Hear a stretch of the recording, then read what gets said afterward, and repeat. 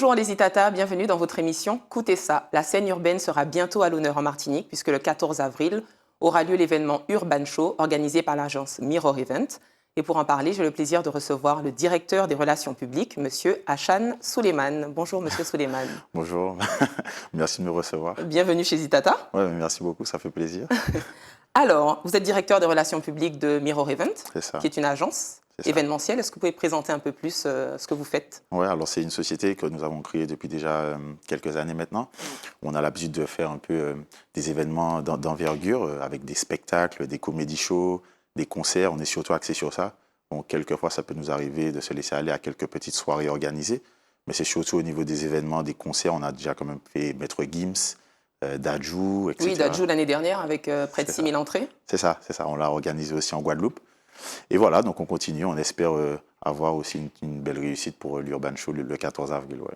Alors, l'Urban Show, c'est un événement qui est essentiellement centré sur la culture hip-hop. Ouais, c'est ça. Qu'est-ce qu'on entend par culture hip-hop? Vous savez, ça n'a pas toujours été bien vu. La culture hip-hop, non seulement par voilà, le langage utilisé, par les jeunes véhiculaient souvent une image qui n'était pas très, ou violente, améliorative de cette culture hip-hop. Aujourd'hui, force est de constater que c'est une culture qui est en plein développement, non seulement avec la musique, mais avec aussi la danse, avec l'expression scénique. Et donc aujourd'hui, pas mal de nos jeunes sont touchés justement par cette influence qui vient quand même des États-Unis. Et puis, donc là, on a constaté qu'en fait, effectivement, plein de jeunes s'y reconnaissaient dedans.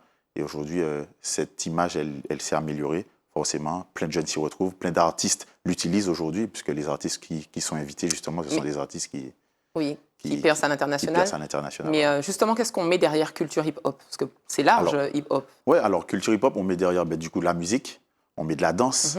Mais quel style exactement? Parce que c'est du hip-hop. Quand on dit hip-hop, on est fermé au style hip-hop ou... Ouais, non, ça peut, du coup, ça peut toucher le R&B, la trap, comme on dit, le rap, même un peu de zouk est introduit aujourd'hui. Hein. On a vu Aya Nakamura, par exemple, en Martinique dernièrement. C'est du R&B, c'est de l'urbain. Et voilà, donc il y a de la trap, il y a du rap, il y a du R&B. Et tout ça, ça englobe justement cette culture hip-hop au niveau de la musique, forcément, voilà. Et comment c'est arrivé jusqu'à nous? Est-ce qu'il y a quand même un public qui est réceptif à ça? Est-ce que les jeunes sont réceptifs à ça? L'ancienne génération est comment face à ça? Oui, alors forcément, les gens sont plutôt mitigés, surtout quand on parle de l'ancienne génération. Mais maintenant, les horizons s'ouvrent, les esprits aussi s'ouvrent. C'est vrai que les jeunes aujourd'hui s'y reconnaissent énormément dedans. D'ailleurs, c'est pour ça qu'aujourd'hui, on a fait un événement qui est ouvert justement à toute tranche d'âge, à tout type de public, puisque les parents peuvent venir avec leurs enfants, etc., etc. Ce sont des artistes qui sont écoutés par les grands, les petits, les plus jeunes, les moins jeunes. Ma fille les écoute aussi. Donc voilà, c'est ouvert à tout le monde et je pense qu'on peut toucher plusieurs types de publics. Ouais.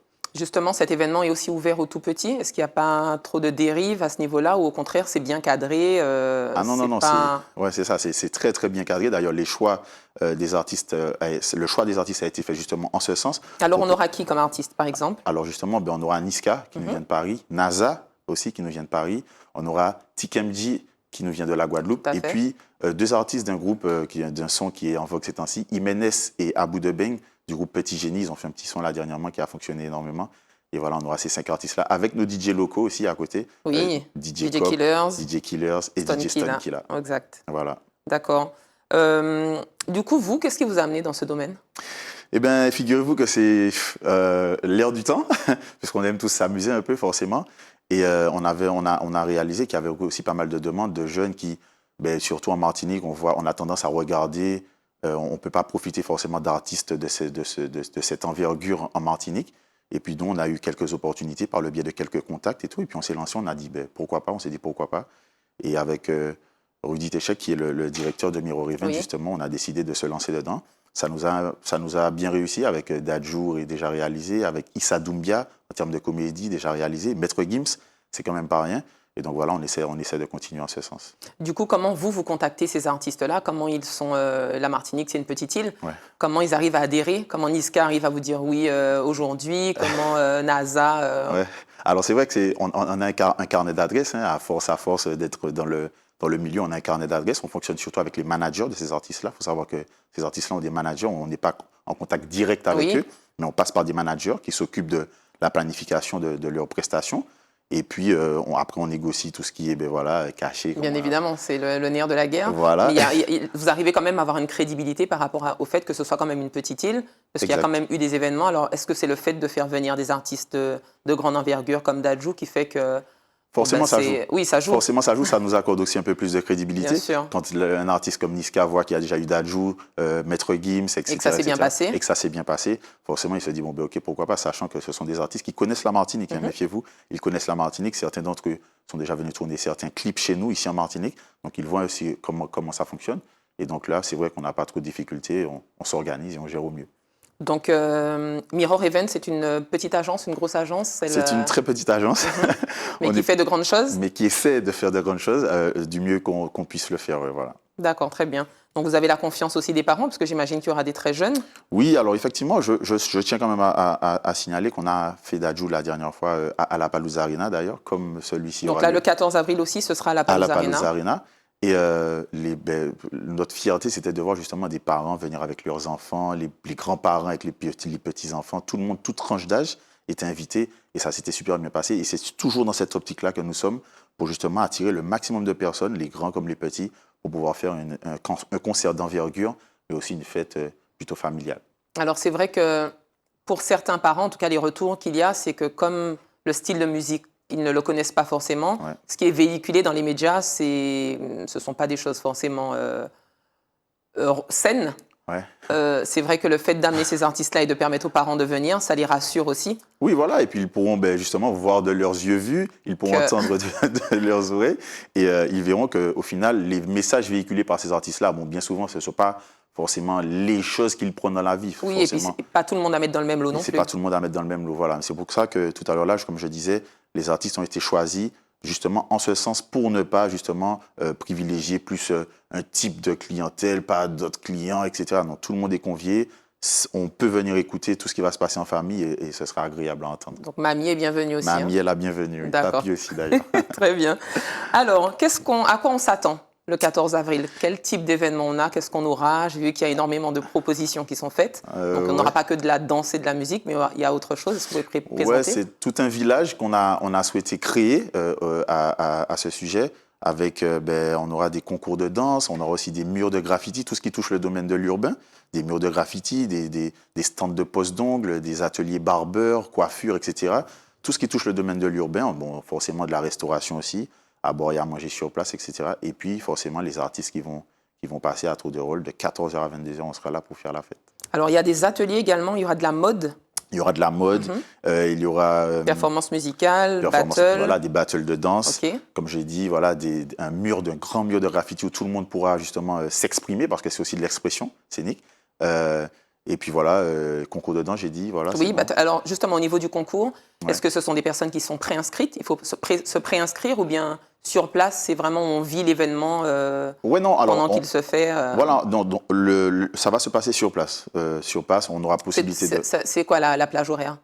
On est là de 14h à 22h. Maintenant, dans le line-up, les choses ne sont pas encore vraiment bien définies. On verra. Voilà, mais il y aura possibilité sur place de participer au concours de danse. Tout le monde pourra y participer. Il y aura des groupes de danse aussi qui sont déjà invités, qui sont déjà conviés, qui font partie du spectacle et qui pourront justement garnir ce moment-là. Donc, pas besoin de s'inscrire à l'avance? Non, pas besoin de s'inscrire à l'avance. On arrive et puis... on arrive et on peut participer. Je veux danser, j'y vais, quoi. Vous y allez à fond la caisse. Il n'y a pas de niveau particulier? Non, pas de niveau, pas du tout. Nous ne sommes pas là pour ça, non. On n'est pas là pour juger, on est là pour s'exprimer, justement.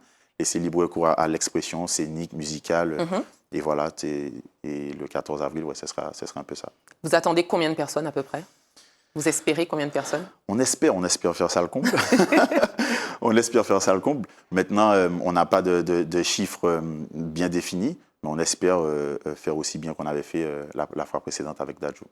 Alors au niveau de la circulation, parce que c'est souvent une problématique au niveau des événements à la Palouza Arena, de manière générale, est-ce qu'il y a des choses qui sont mises en place pour faciliter les choses Oui, il y a des choses qui sont mises en place. C'est vrai qu'à la Palouza Arena, pour ceux qui connaissent le lieu, c'est un peu un lieu difficile d'accès quand il y a beaucoup de monde.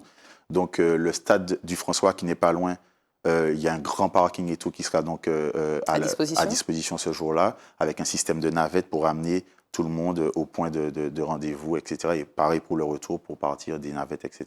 D'accord. Seront là. Et où peut-on trouver les tickets?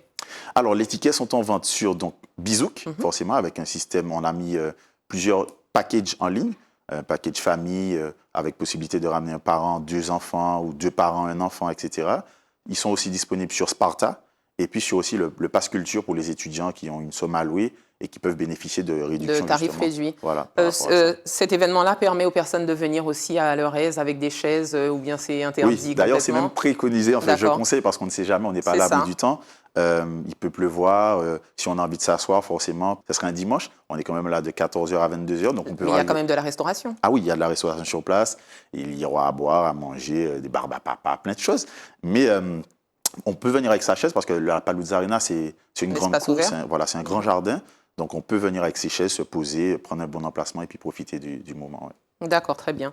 Il y a des tickets en vente sur place ou pas du tout? Tout est en pré-vente? Non, tout est en pré-vente pour l'instant. Voilà, tout est en pré-vente. Il n'y aura pas d'entrée sur place. Et est-ce qu'il y a un numéro de téléphone où on peut vous joindre? Bien sûr, ce sera le mien. Alors, ce sera le 06 96, le 04 27 42 pour toute information. N'hésitez pas, il n'y a pas de problème. Très bien. Eh bien, merci beaucoup. Et merci à vous. Merci aux Itata de nous avoir suivis. J'espère que cette émission vous a plu. Et puis, quant à nous, on se dit à très bientôt pour un autre Écoutez ça.